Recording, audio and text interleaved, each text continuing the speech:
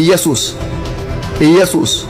በሥጋ በተወለደበት ከተማ፣ ባደገበት ከተማ፣ ባስተማረበት፣ ባገለገለበት ብሎም ተከታዮችን ባፈራበት ከተማ ሆሳዕና ብለው ብዙዎችን እንደ ንጉሥ ምንጣፍ አንጥፈው በእልልታ በሆታ በተቀበሉት ከተማ በሚቃወሙትና በሚጠሉት ሰዎች እጅ ላይ ተላልፎ በመሰጠት በመስቀል ሞት በጎልጎታ ተራራ ሕይወቱን አሳልፎ ሰጥቷል። ይህንንም ሁኔታ ወንጌልን ከጻፉ ጸሐፍት መካከል አንዱ የሆነው ማቴዎስ በምዕራፍ 27 ከ33 እስከ 66 ኢየሱስ ስለከፈለው የፍቅር መስዋዕትነት እንደሚከተለው ዘግቦታል።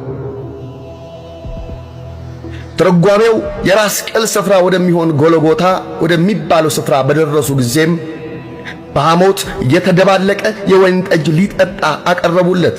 ቀምሶም ሊጠጣው አልወደደም። ከሰቀሉት በኋላ ልብሱን ዕጣ ጥለው ተከፋፈሉ። በዚያም ተቀምጠው ይጠብቁት ነበር።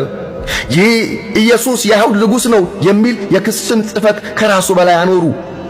በዚያን ጊዜ ሁለት ወንበዶች አንዱ በቀኝ አንዱም በግራ ከእርሱ ጋር ተሰቀሉ።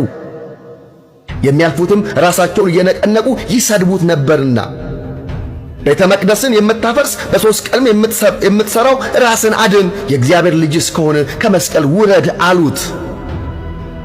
እንዲሁም ደግሞ የካህናት አለቆች ከጻፎችና ከሽማግሌዎች ጋር እየዘበቱበት እንዲህ አሉ፣ ሌሎችን አዳነ፣ ራሱን ሊያድን አይችልም። የእስራኤል ንጉሥ ከሆነ አሁን ከመስቀል ይውረድ፣ እኛም እናምንበታለን። በእግዚአብሔር ታምኗል፣ የእግዚአብሔር ልጅ ነኝ ብሏልና ከወደደስ አሁን ያድነው። ከእርሱ ጋር የተሰቀሉት ወንበዶች ደግሞ ያንኑ እያሉ ይነቅፉት ነበር። ከ6 ሰዓት ጀምሮ እስከ 9 ሰዓት ድረስ በምድር ላይ ጨለማ ሆነ። በ9 ሰዓትም ኢየሱስ ኤሎሄ ኤሎሄ ላማ ሰበቅታኒ ብሎ በታላቅ ድምፅ ጮኸ።